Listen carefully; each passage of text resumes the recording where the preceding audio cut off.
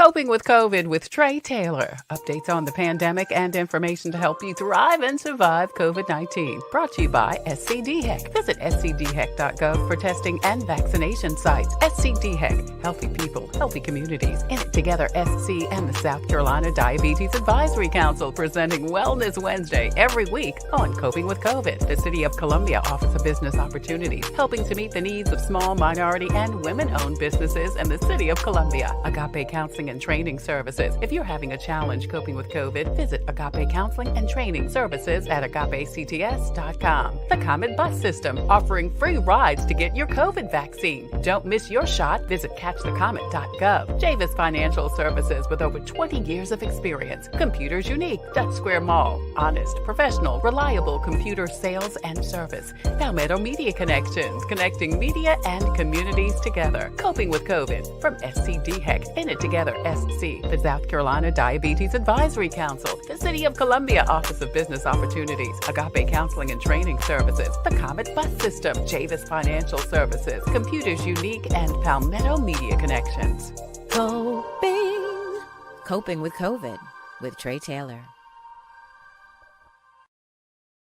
Hey there, I am Tre Tailor, and you are watching Coping with COVID, updates on the pandemic and information to help you thrive and survive COVID-19. Well, it's Faith Friday. This is the time we motivate, inspire, and encourage. And today, we're talking to Rev Carey A. Grady with Reid Chapel. He has led his community and church in advocating for COVID outreach. He's going to tell us more about that and why he feels it's important for the church to be involved. Rev Grady, thank you so much for joining us today. Oh, thank you for having me.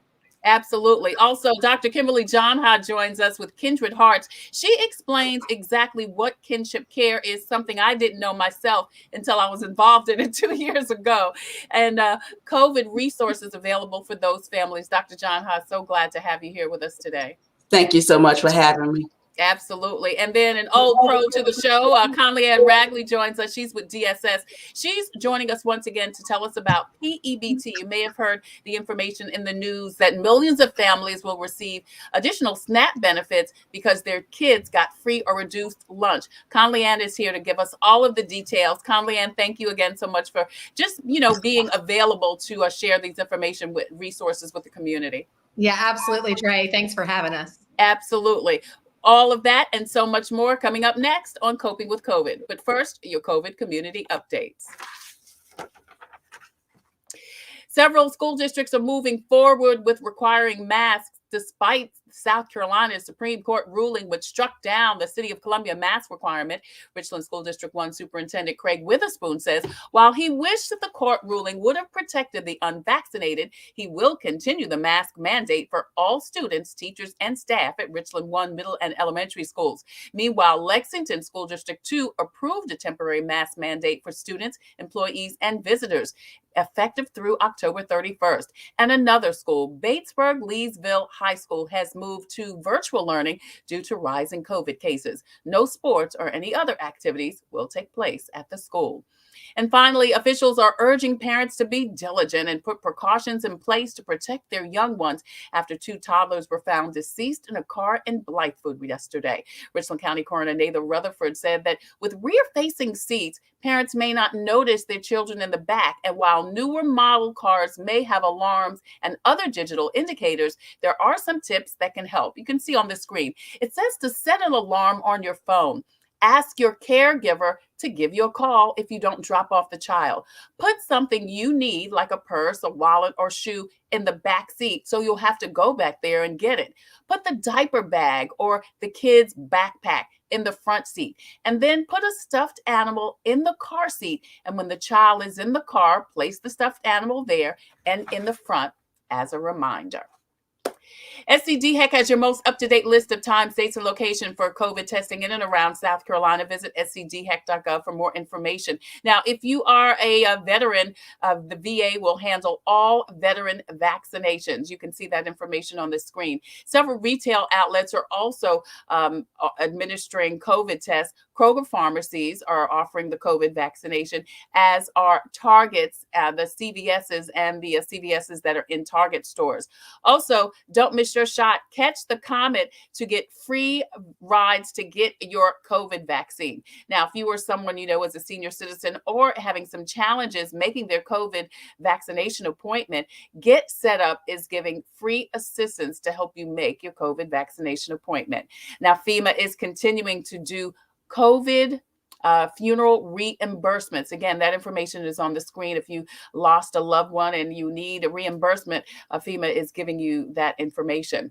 The South Carolina Bar Association and SC Legal Services have a free toll-free number and website for rental and mortgage help, and there are many other resources. Richland County has a rental assistance program. Visit richlandcountysc.gov for more information. Lexington County also has a bill assistance program, and Dominion Energy has partnered with SC Housing for a bill assistance program for both rent and utilities. SC Housing additionally is helping frontline workers with a free home buying assistance program. Now, the South Carolina Department of Mental Health has launched SC Hopes. It's a website and also toll-free number for you to call to get the resources you need if you're having some challenges coping with COVID. The No Jail, No Judge event is restarting again next week at First Baptist Church. The Fifth Circuit Solicitor's Office was able to help so many people, hundreds of people this last week, and they're doing the event again next Tuesday and Wednesday from 5 until 8 p.m.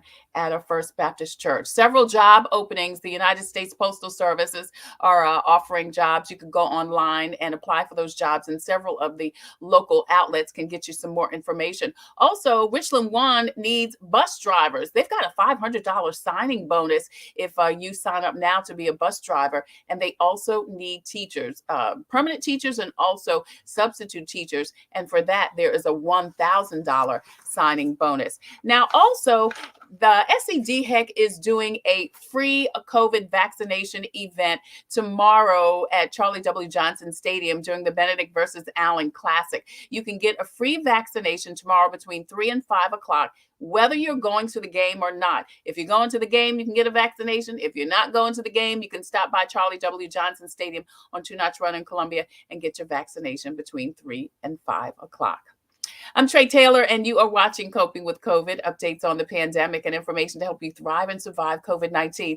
We are streaming live on the Tailor Made production page on Facebook. That's the home of Coping with COVID. Would you please go over there and hit like and share and follow so that not only you can watch Coping with COVID Wednesday, Thursday, and Friday, and First Monday with George Wallace, you can also get all of your COVID-related updates and see replays of past shows. You can do the same on our YouTube page. Please go over there and hit the subscribe button so that you can reach out to us. And again, you can watch the replay. We also have a presence on Instagram and also on YouTube.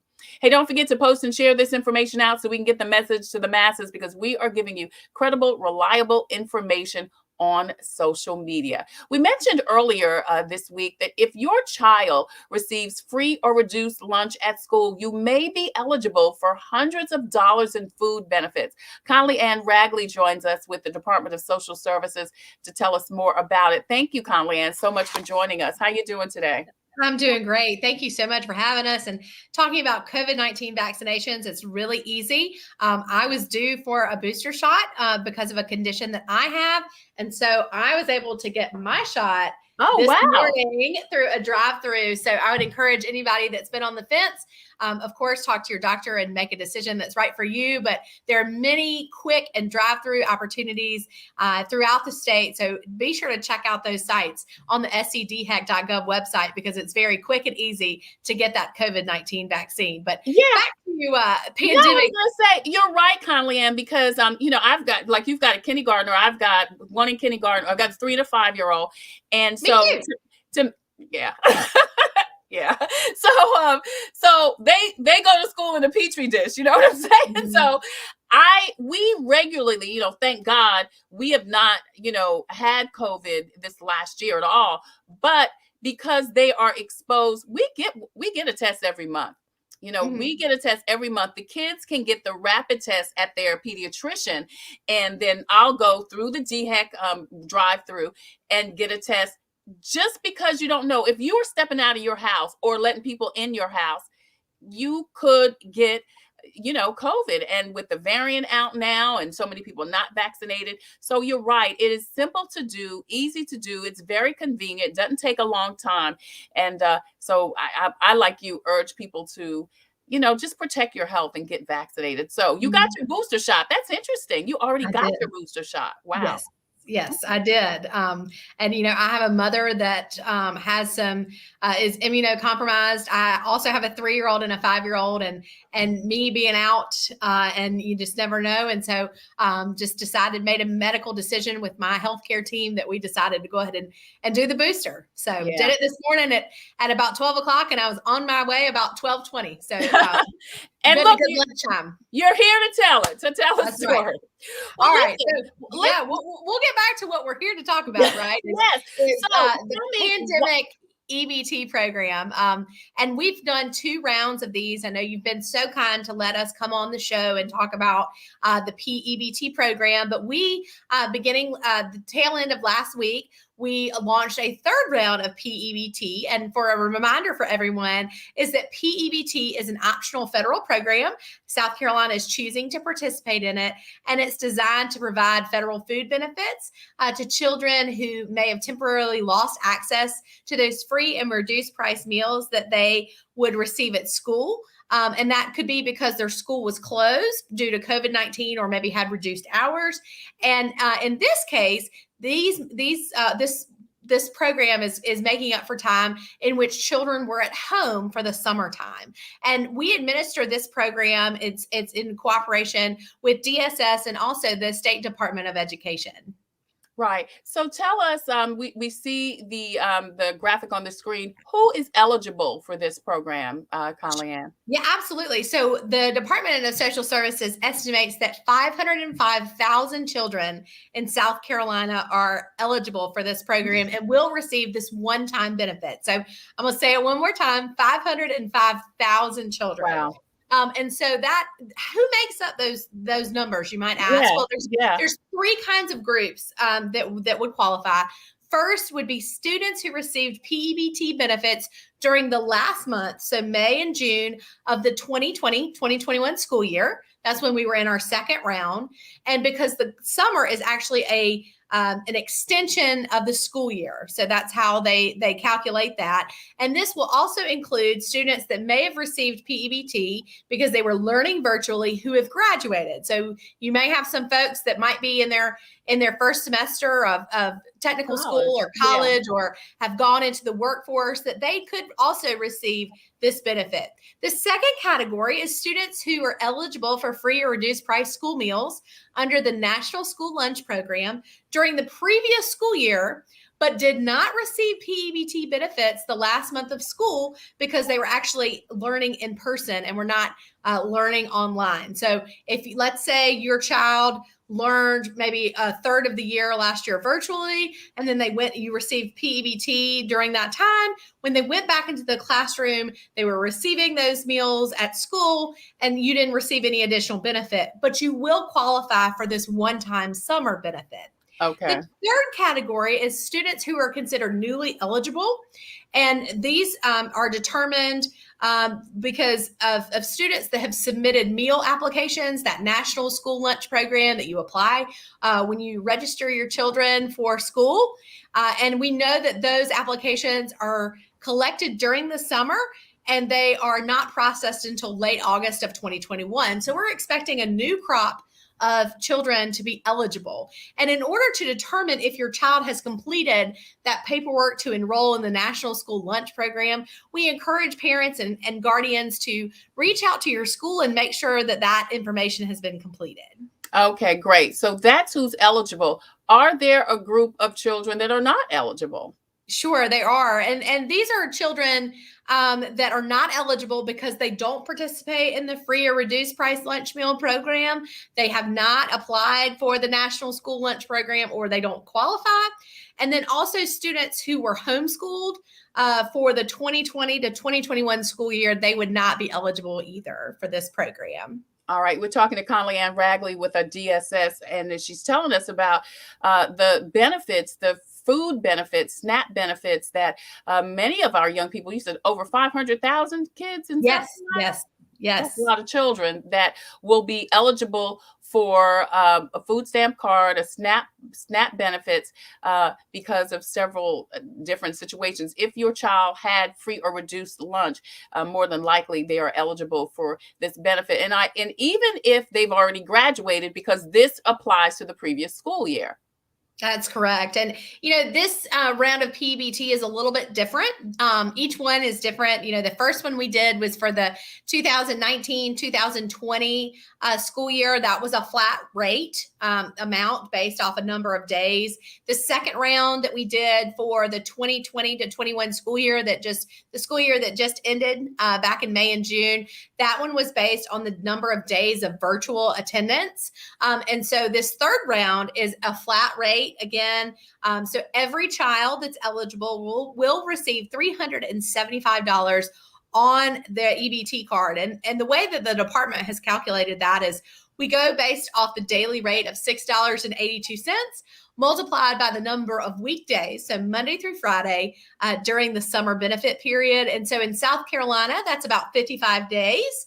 And so if you take 55 days times $6.82, that's how we determine that each eligible child will receive that $375 benefit. All right. So they'll receive $375. It's a one-time payment. Mm-hmm. And they'll get it on a SNAP card. Now, will it be mailed to them? Or if they have an existing SNAP card, will it be loaded up? And they'll get it no matter how many kids they have in the household that are eligible, correct? Correct. That's some great questions that you brought up. So first and foremost, the question we get the most is, how long do I have to spend these benefits, right? So you have 365 days from the day that the money is loaded on the card to spend it at an authorized retailer. So after 365 days, those benefits disappear. So you have 1 calendar year to spend the funds. So some may ask, how do I get this money? Well, if you already have a PEBT card, from the second issuance for the 2020 to 21 school year, those funds will be added to your card. If you have maybe lost your card or misplaced it, or maybe you threw it away because you didn't think there would be any additional benefits coming, we do have a number with our third-party vendor that administers the cards where you can request that. All of this information that I'm telling you today is available on our website at dss.sc.gov. And when you go to the homepage, if you look for the big red apple in the middle, that is our PEBT hub where we put all this information. We have a frequently asked questions document that's got all of this information in it. If you're looking to replace a lost, stolen, damaged, or thrown away card for the PEBT program, you can call 1-800-554-5268 to get that replacement. That number's online. Now, if you're a newly eligible student, so you just completed that National School Lunch Program application for this coming school year, and you were approved to receive free or reduced price meals, those cards for the summer period will be mailed out on or before September 27th. So if you're a newly eligible student and a newly eligible family, there's going to be a little bit of delay because that's a brand new account that we have to create. But if you're an existing PEBT client, that means you receive the benefits for the 2020-21 school year, then you will get those funds deposited on your card. All right.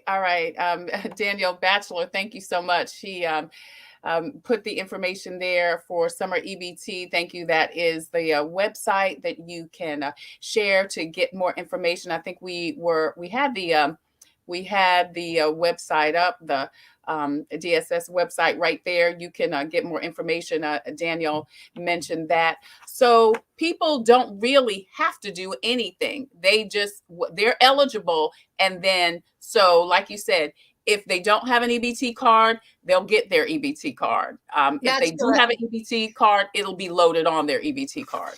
That's correct. And that's one of the things that we get frequently asked is, where's the application? Where do I apply? What do you need from me? And really, we just need to make sure that parents or guardians have completed that application for free or reduced price meals. So you've got to have that application completed. But there is no application for the PEBT program itself. That's a question we get quite frequently.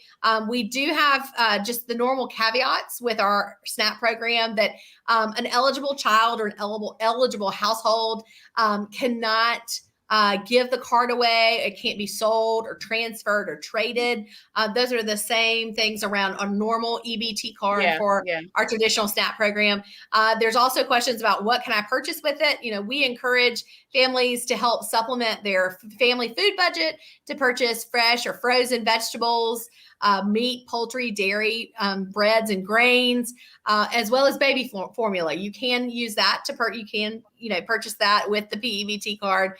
And the same rules apply. You cannot use the cards to buy beer, wine, liquor, tobacco, or cigarettes, vitamins, non-food items such as cleaning supplies and paper products. All right. So you can see the DSS website up there. You can see the link. If you want more information about PEBT, you can follow that link, check out the DSS website and get more information. Conley Ann, as always, thank you so much for taking your time to, share with us all of this important information. This is great for so many families that are still struggling. So many folks are still, without work.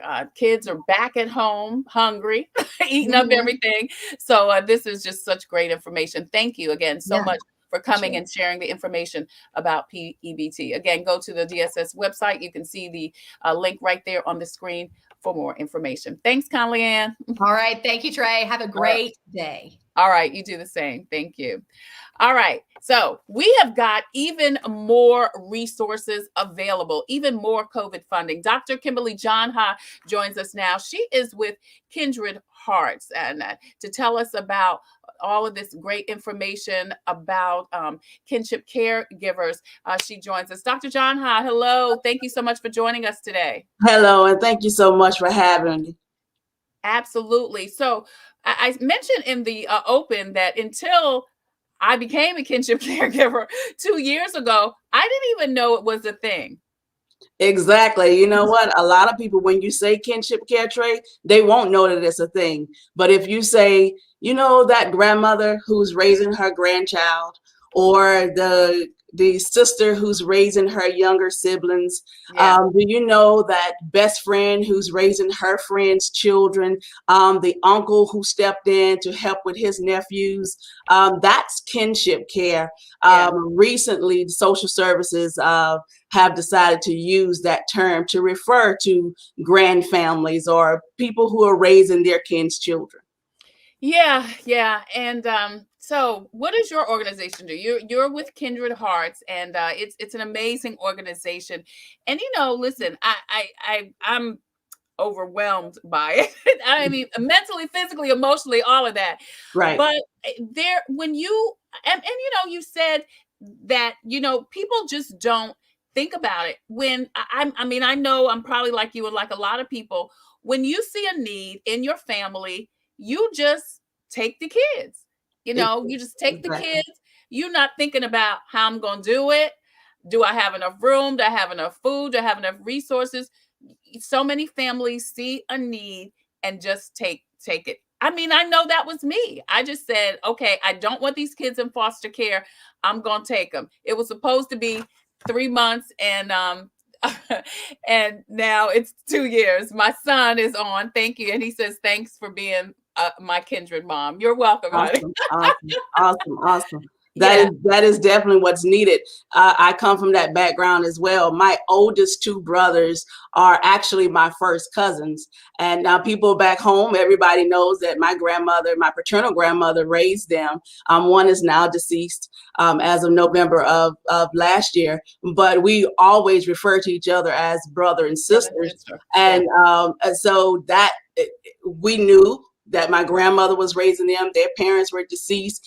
My uncles, my dad's brothers, 2 of them were, I didn't know they were my cousins until I got, up in high school. My maternal grandparents raised an uncle that was a cousin. It's an age-old phenomenon that we see all the time, right? So what Kindred Hearts does, from that experience, I had the opportunity of helping now I call her my godmom, but it's my nieces and nephews' maternal grandmother raised them. We raised 5 of them. When we got them, they were from the age from 7 to 3 months. And so from that experience and working in as a volunteer for a South Carolina Citizens Review panel, a group of us volunteers realized and saw the gaps for service between those kinship caregivers who were connected to, people say the system, but I'll say the agency that's within the system, because I do believe, and I say that we all are the system, right? And so we see the gaps from the services, those who are called formal kinship caregivers, which are those kinship caregivers who are connected or have their children either through a court process or through the Department of Social Services agency. Then the services that are received by those who are like myself, informal families, where there's no court involvement, where there's usually an agreement between the biological parents and the caregiver. So we know that there are gaps. And we also know that there are strength in numbers. We fall back on that old adage that many hands make the work light. So we say that we care for the caregiver, because if the caregiver is not okay, then the children will not be okay, right? And so our services we have is, number one, we need to identify the caregivers. Once we identify kinship caregivers, our main program is kinship care support groups. And we have them once a month virtually now. We used to be face to face, but COVID made us do a shift and a turnaround and all that stuff. So we meet virtually with kinship caregivers. They share their benefits, the challenges, their the struggles, their hallelujahs, and everything else that goes along with being a kinship caregiver. And from that, we gather what their needs are. A lot of people, when we serve, those who call ourselves servants or in human services and social services, we like to tell people what they need, right? But we listen to the caregivers and they tell us what they need. And we say, we hear you say you need this. And it's not that if you see one kinship care family or one kinship caregiver, then you've seen them all. No, if you've seen one kinship care family, then you've seen one kinship care family. So we take that, and then we identify those resources and then invite persons and professionals in to come and talk about the things that they say they would like to hear about. Dr. Janha, I want to ask you, because you mentioned that there are, at least 2 different types of arrangements. One, you've gone through the courts, and maybe 3. One, you've gone through the courts. One, you've gone through DSS. And then 3, there's just an informal, and maybe there are 4, and then there's just a formal agreement, so there's several. Do you think that there is an ideal situation? I mean, would you tell someone, get a formal situation or go through DSS or go through the courts? Is there a best scenario for kinship caregivers? There isn't a best scenario. I will say, as I mentioned, it's diverse situations. You may have, and I can think of a family right now where the grandmother is taking care of her grandkids. Well, she and her husband are taking care of the grandkids. And it's not because the children aren't doing right. It was just a better position for the children to be raised there, because the younger parents are really trying to get themselves together. And so to help them out, those grandparents are raising those grandchildren, and the support is there from the biological parent, right? So we wish that was the case for all of our kinship care families. Now, I will say, if you are contacted by the Department of Social Services and the Department of Social Services asks you to be a kinship care caregiver, then yes, go through that legal process. What that does, it allows for you to get the benefits that are available for what they're calling now. And there is a process to get to this point, but you will be considered a kinship foster parent. And so you start out with a kinship care agreement. And I will say, ask questions, and ask questions until you understand, right? And so when you move through that process as a kinship foster parent, it's better financially, it's better, there are better resources. You are able to connect with the health resources and the financial resources that many of the informal aren't. Yeah, Dr. Kimberly Janha joins us. She's CEO with Kindred Hearts. It's an amazing organization that helps kindred caregivers. And of course, a kinship caregiver is just somebody that's taking care of somebody else's child. And it may be somebody's family, it may be somebody down the street, but it's so, so much of what I'll even say we as African Americans knew to do. You just take care of folks. You just take care of folks. Right. And if somebody needs it, you take care of them and you don't even think about it. And again, I just have to keep going. I just remember just growing up like that. And I just didn't even think twice when it was presented to me. And like I said, it started out it was supposed to be 3 months, September, this month, it'll be 2 years. And I am so in love with those babies. Oh, yes. Oh, yes. Oh, yes. I'm so in love with those babies. So listen, Sure. You talked a little bit about this new funding, and I want to definitely talk about that. Tell us about the new funding, this COVID grant, so to speak, for kinship caregivers, because there is a financial need. It's particularly, like you said, if you are not going through the quote unquote legal or agency process.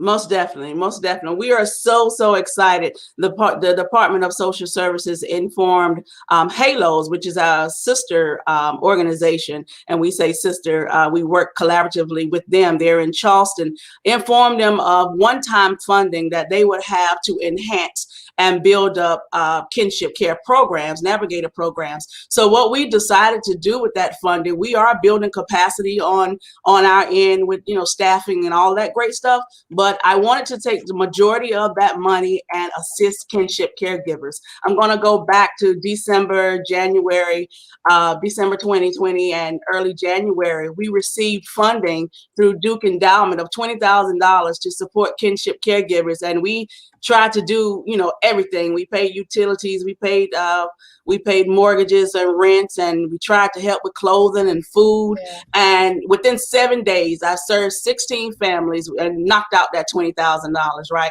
Sure. So we have funding. But what we're going to do now is focus on utilities. We feel that if we help out in the area of utilities, then the money that would have been used for utilities can be used for food and can be used for to go towards the mortgage. So what we want to do is offer support to caregivers who reside in our service areas, which is Chesterfield County, Marlborough County, Clarendon County, Dorchester, Lawrence, Lexington, and Richland counties. Okay. And so we are excited about it. Yeah, we're talking to Dr. Kimberly Janha with Kindred Heart. She's telling us about funding that is available for kinship care providers, families, to help with your utility bills now. Danielle Lake, thank you for joining us. She says kinship care is such a natural thing to do. She says, especially in our community. Kudos to you, Tre, for seeing a need and filling it. Thank you, Danielle. But kudos to all of the families. I mean, there are so many people out there, so many families. And listen, it's not particularly easy, especially if you're not set up for that. And there are so many, like you said, Dr. Janha, situations that are good and that are not bad, that are not good. And there is an emotional strain. It's physical, mental, emotional. So it's a lot, but I good God Almighty, girl, you just do what you got to do. You do what you got to do. It is a lot, Tre. I think on all the texts that I get from my caregivers, I mean, we have built a family from them sending me devotionals in the morning to me just checking on them and say hi. And then say, you got any more information for us? And so we've built that. I have one, I'll call her name Miss Nightner because she's probably listening. She's going to get me for calling her name. I call her my resident comedian. She's retired military, honey, has her girls, and she is doing a phenomenal job, but she gets through by making us laugh and working hard and not giving up. COVID has for me offered many lessons. One is that the norm wasn't working for everybody, right? and if we are to heal, everyone has to have that will to heal. I also just busy wasn't a productive business model for anybody. And so when you actually are intentional, we can go back and look at many accounts during 2020 where an intentional community got the desired results. And so that's what we like to say with caring for our caregivers, that we do it through intentional collaboration. Our caregiver said that we are serving, we are surviving and living in this pandemic and living through this pandemic, but we are still victims of this COVID economy. So ordinary COVID challenges, Trey, they are magnified by being a kinship caregiver, like you said, that emotional stress. You know, if you're getting your grandchild through the process of the Department of Social Services, or if for whatever reason you have to, your grandchild or your daughter or son passes away, unfortunately, due to COVID, and you're having to step in and take care of that child, not only are you dealing with what you're naturally dealing with, your bills, your emotions, your health, you're also having to deal with the child's health and the grieving process. So what we think is that, you know, when we get stuff like this funding, with that we help any way we can. So along with this funding, we will also, you know, offer and reach out to other community resources to provide that mental health. SC Hopes is what I found out about just last week. And I'm like, oh my God, I'm shooting, texting, and emailing all of this information to our caregivers so they will have that information. Yeah, SC Hopes has some incredible resources. They have really been on the front line in helping people not only with bills, but with, rental assistance also. Dr. Janha, Mitchell Peace Joy Jim wants to know what the application process is to receive the benefits. Thank you, Mitchell, for your question. Very good question. And I see that she's a Sarah too. So very good question, Sarah. So what we'll do, application is a Word document. You can I can email it to you. You can request it at Kindred heartssc@gmail.com. You can request that application or visit our website at kindredheartssc.org. Click on contact and ask for an application. You can call that number, which comes directly to me, and I can help you fill out an application on the phone. With that application, it needs to be completed. We're also asking you to do an assessment with our intern, Sarah. Sarah is phenomenal, and she is getting additional information about your family. And in addition to the funding that you are applying for, what other resources can we help you? How can we help you navigate the system? So with that assessment, you'll do that over the phone with Sarah. We will need a copy of your most recent bill within the last 30 days of light bill, water, and sewer. In a lot of the rural counties, I know that the water and sewer is together. So your water bill and your light bill. And that's what we're considering utilities.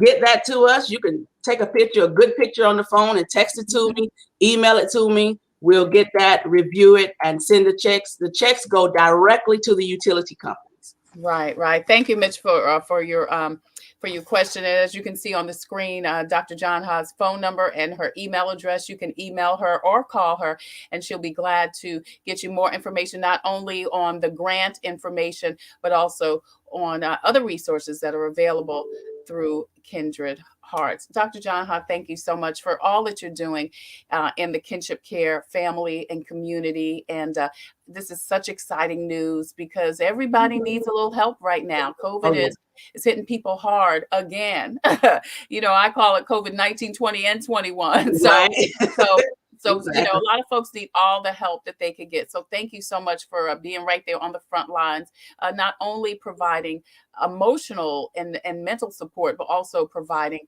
physical support resources that are available. Got to have you to come back on and talk more about Kinship Care and all of the resources that are available for kinship caregivers and how the community can be involved. So I look forward to connecting with you again to getting you back on the show.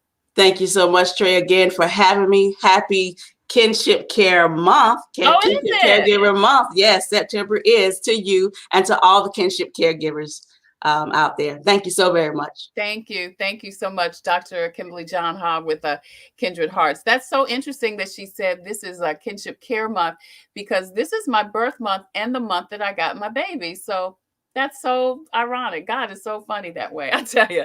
Coming up on Coping with COVID and the Church, Pastor Carey A. Grady with Reid Chapel joins us next on Coping with COVID. I'm Tre Tailor. We'll be right back. You can eat what's good to you and good for you, too. Yeah.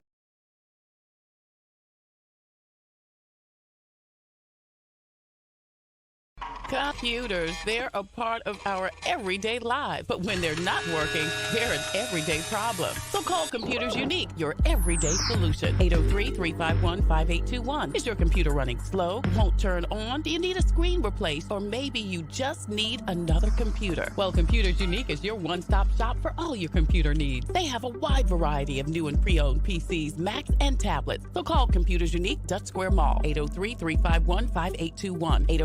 803-351-5821. You can eat what's good to you and good for you, too. Yes. Get the Let Palmetto Painting Services take the worry out of your next home painting project. We can paint anything. Our business is about interior painting and exterior painting. We offer services for residential and commercial properties. Restore the life to your home with a fresh coat of paint from Palmetto Painting Services. References are available upon request. Give us a call at 803-546-4570 today. The Comet gives me a reliable source of transportation. It's very convenient to me, and they have wonderful drivers. It's clean, and it builds community. It's fun to meet people. It makes me feel like really independent. It's just fun. It's always going to be there, and it gets me everywhere I need to go. We try to ride every single day. Comedy is our livelihood. How you doing? I'm Tre Tailor. Thank you again so much for joining us for Coping with COVID, updates on the pandemic and information to help you thrive and survive COVID-19. Please go over to the Tailor-Made production page on Facebook. That's the home of Coping with COVID. Please hit like, share, and follow so that you can get notifications as to when to join us Wednesday, Thursday, and Friday at 2 p.m. Eastern Standard Time, and then first Monday with a comedian, George Wallace. The church, the Black church in particular, has always been the foundation of life and communication in the African-American community. Voting, family, education was all a foundation of the Black church. So when COVID hit, consequently, people turned to their faith, not only for solace, but for information. Rev Carey A. Grady with Reid Chapel is definitely one of those pastors who believe that he had a responsibility to educate and inform his church and community in the midst of the pandemic. The pastor of Reid Chapel A.M.E Church joins us today to discuss church and COVID and how he has implemented the outreach. Pastor Grady, Reverend Grady, thank you so much for joining us. I appreciate it. Thank you for having us today. Absolutely. So listen, let me ask you this. Why do you think it's important for the church to be involved in particularly COVID outreach, but medical outreach in general? Well, just in general, the church's role has been to serve and meet the needs of the people. You know, when we think about church, we think about a couple of scriptures. One is an evangelistic scripture. Go ye therefore into all nations, baptizing in the name of the Father, Son, Holy Spirit. But also we think of Matthew 25:31-40, where it says, I was hungry and you gave me something to eat. I was thirsty and you gave me something to drink. I was a stranger and you invited me in. I needed clothes and you clothed me. So that's very much a part of the church. Another scripture that we hear in the life of the church is Micah 6:8, which says, he has showed thee, O man, what is good. But what does the Lord require of thee but to pursue justice, to love mercy, and to walk humbly before thy God? So the church is supposed to meet the needs of the people, okay? But also the church is to speak truth to power and to really take leadership in fighting injustices in our community. So it's charity and justice colliding. Right, right. Well, a lot of people say you got to separate church and state. Can you do that in the Black community? Well, it's funny. The concept of church and state, we hear that phrase, separation of church and state. But when Yes. that phrase was designed, it was in response to the early settlers who had escaped Europe, who were coming to the Americas, who did not want a state religion, which meant they didn't want the government to say you have to be a part of this religious institution or denomination. It Right.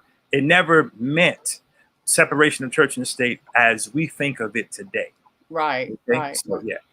Right. Dr. Carey Grady joins us here on our Coping with COVID. How can the church not bring, or do you think we should, or you should bring your political and personal feelings in this, mask? Mask is one of the things that, is a big political issue now. It's being so politicized into the conversation and still support and encourage folks. Okay. It's wonderful. I actually just wrote an editorial to the state newspaper 2 weeks ago. It came out last Sunday, and I actually spoke to that. I don't think the church did politicize that issue, or even can, but others politicize that issue. This is the reality. In the month in Richland County, by the end of July, there were 53,000+ cases. There's been 600,000 cases or something like that across the state. If DHEC and the CDC state that droplets, that by wearing a mask, you prevent droplets that can cause COVID, that's not a political issue. That's not even a religious issue. That's just a common sense issue. Right. That's just the facts. Right. Absolutely. Yeah.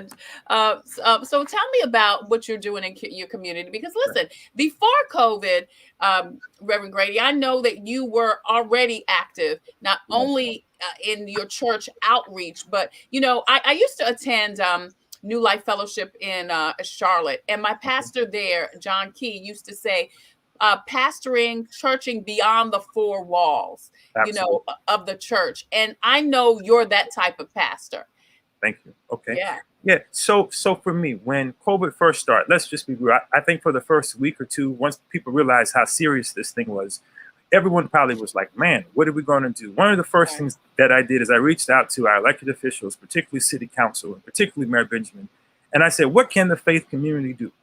And one of the things the city of Columbia did is they developed a phone list and needed assistance in calling seniors and finding out what their needs were, whether it was getting to the doctor, groceries, so on and so forth. So our congregation very early started making these phone calls. That's the first thing we did in conjunction with the city of Columbia, just to assess the needs of people, all people, but particularly seniors. That's the first thing that we did. The second thing that we did was when it was available, and I actually as soon as I watched the news quite a bit, and as soon as testing was available, I was calling DHEC daily and said, listen, our church would love to be a site.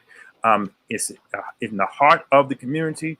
By God's grace, people do know the church, and so it'd be an easy place for people to come and get testing. So we started testing early on, and we were testing 5 days a week, Wednesday, Thursday, Friday, Saturday, and Sunday.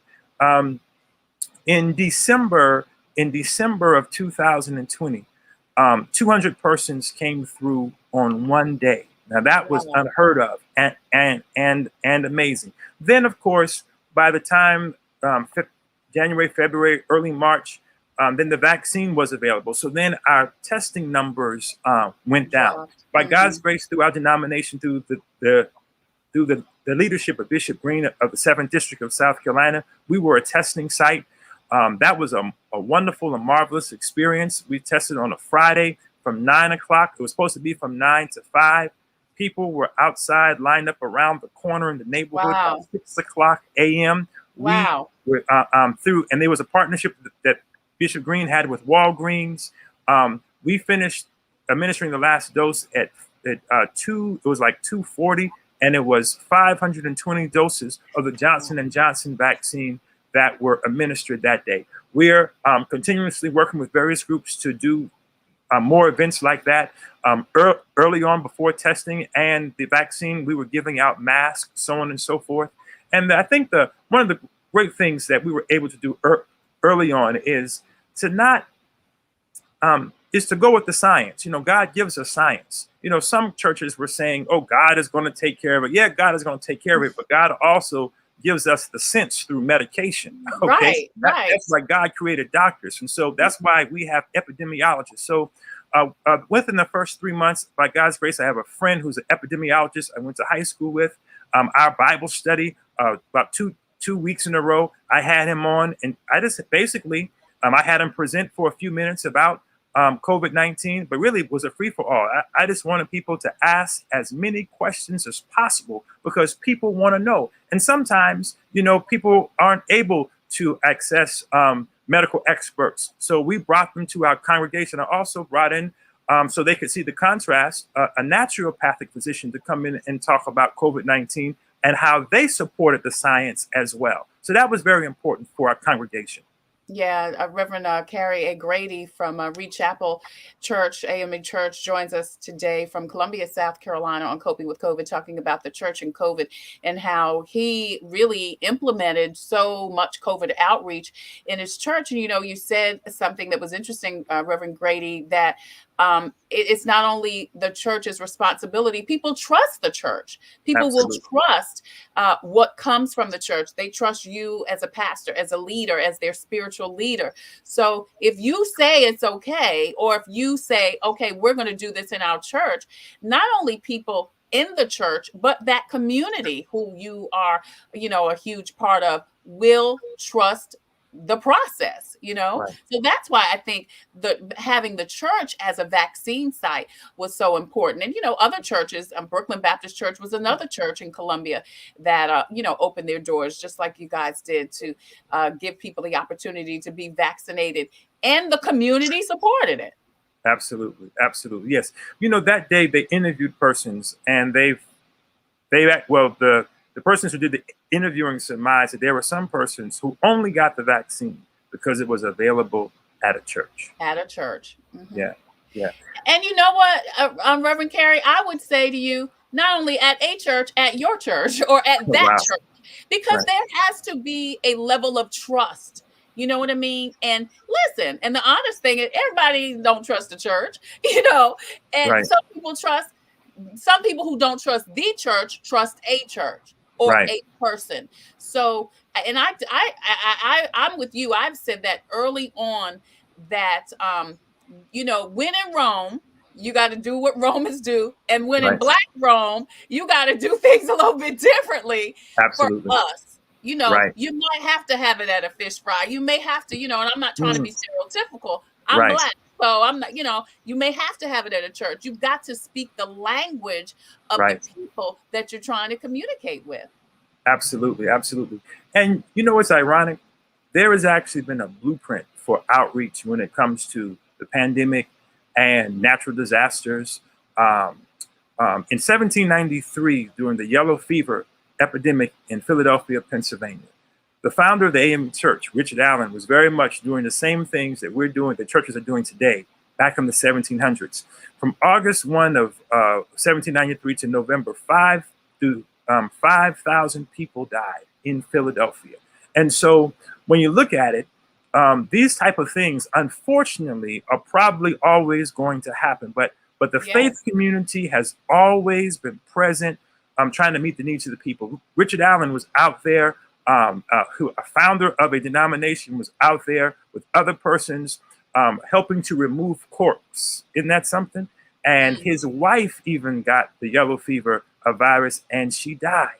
So the church has always been on the front line.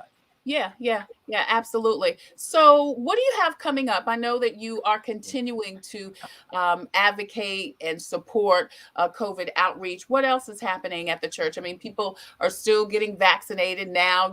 Our first guest, Conley Ragley with DSS, she's got a booster shot. I mentioned that at Charlie W. Johnson Stadium, Benedict and Allen game this weekend, they're going to be doing some vaccinations. What two questions I want to ask you before we leave. What else are you getting getting ready to do? And what advice would you have for other churches and other community entities? Well, one, our denomination is having what we call our annual conference, and it's going to be held at Allen University, and it's under the leadership, of course, under Bishop Green. But one thing he is doing, and I was telling our church last night in a meeting that there's no safer space that we could be in a gathering. Bishop Green is requiring, of course, temperature checks like we do on Sunday. He's requiring testing. Okay. He is also going to be administering the vaccine. So at this conference, which is going to be 4 days, every day you have to be tested. Every single day. Also, under his leadership, which our churches are doing as well, coming to church, we are requiring temperature checks, healthcare questionnaire, so on and so forth, and even inquiring about whether you've had the vaccine or not so people can be nosy or to, as they tried to say,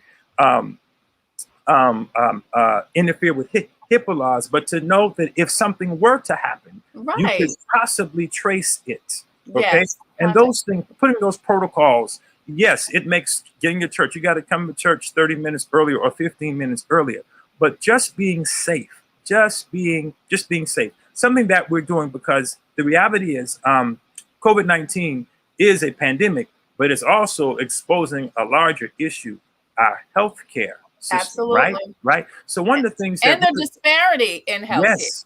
Yes. And one of the things that we're doing is we're preparing our church to be what we call a blood bank through the American Red Cross. Okay. Awesome. The American Red, there are 3 types of blood donors that you can be. One, you have to go to a plasma center, but there's 2 others that you can donate blood. I think it's every 30 days or every 56 days. But we know in the 29203 zip code, there's so many health disparities. You know, there's a large diabetes rate, and it's like 3rd or 4th in the nation for amputations as it relates to diabetes. Okay, it's awful. One of the things our church has done since 2016 is that we've started a community garden to address one of the hot topics right now in the city is food deserts. Okay, we're making fresh produce available to our community, and that's a partnership with our school, V.B. Reid School. But this blood bank is going to be something major, looking to launch around October, November, that every 30 to 56 days, this church and our Family Life Center will be open for persons to give blood. So many lives are lost because people don't give blood. Yeah.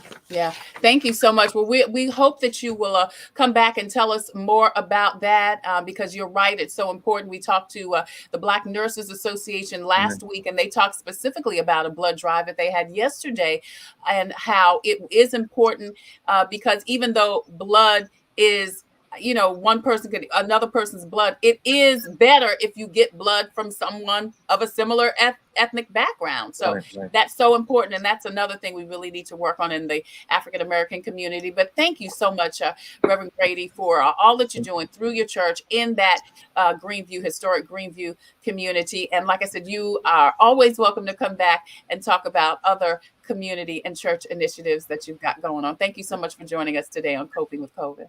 Thank you for having us. Thank you. Absolutely. Reverend Carey Grady with Reid Chapel A.M.E Church.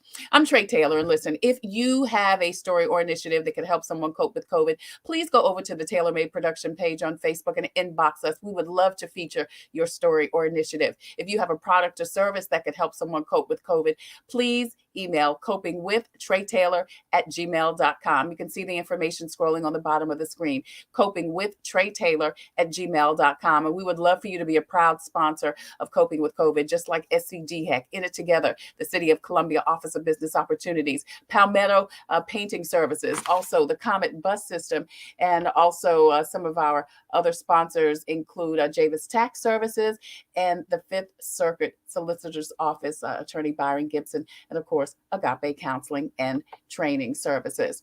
As always, I leave you with a reading from Jesus Calling. And today, September 3rd, Jesus says, "Let the dew of my presence refresh your mind and heart." As a matter of fact, Reverend Grady, I know you're backstage. Can you close us in prayer after I read the devotional? Thank you.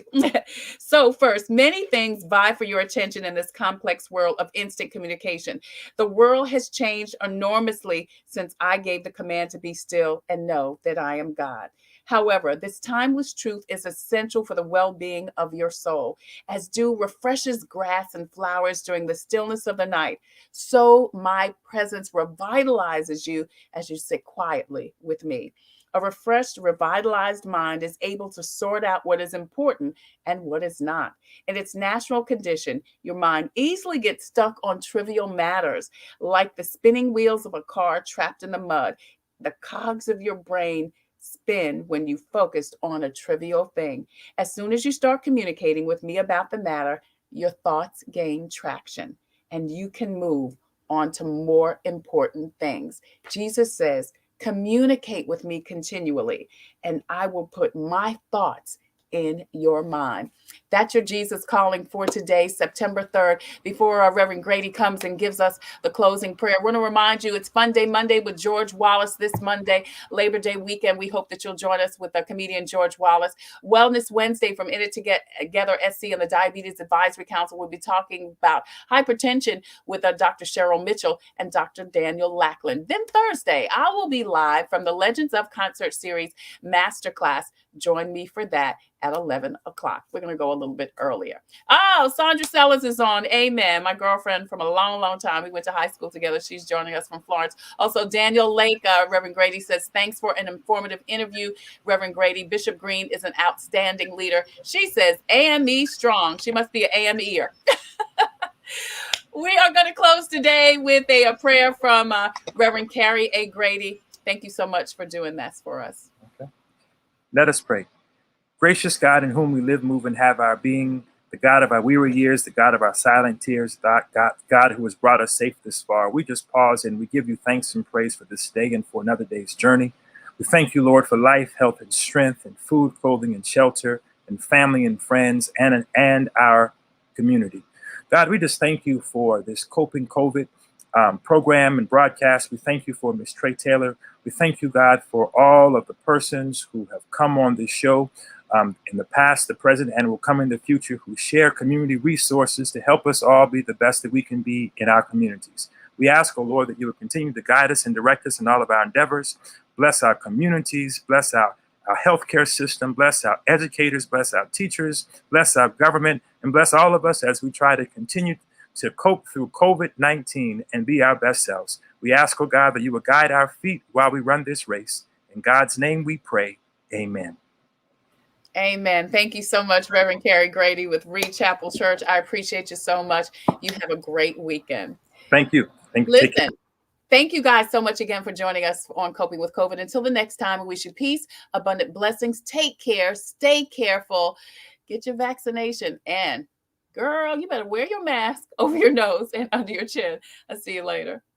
Coping with COVID with Tre Tailor. Updates on the pandemic and information to help you thrive and survive COVID-19. Brought to you by SCDHEC. Visit scdhec.gov for testing and vaccination sites. SCDHEC. Healthy people, healthy communities. In It Together SC and the South Carolina Diabetes Advisory Council presenting Wellness Wednesday every week on Coping with COVID. The City of Columbia Office of Business Opportunities, helping to meet the needs of small, minority, and women-owned businesses in the City of Columbia. Agape Counseling and Training Services. If you're having a challenge coping with COVID, visit Agape Counseling and Training Services at agapects.com. The Comet Bus System, offering free rides to get your COVID vaccine. Don't miss your shot. Visit catchthecomet.gov. Javis Financial Services, with over 20 years of experience. Computers Unique, Dutch Square Mall. Honest, professional, reliable computer sales and service. Palmetto Media Connections, connecting media and communities together. Coping with COVID from SCDHEC. In It Together SC, the South Carolina Diabetes Advisory Council, the City of Columbia Office of Business Opportunities, Agape Counseling and Training Services, the Comet Bus System, Javis Financial Services, Computers Unique, and Palmetto Media Connections. Coping with COVID with Tre Tailor.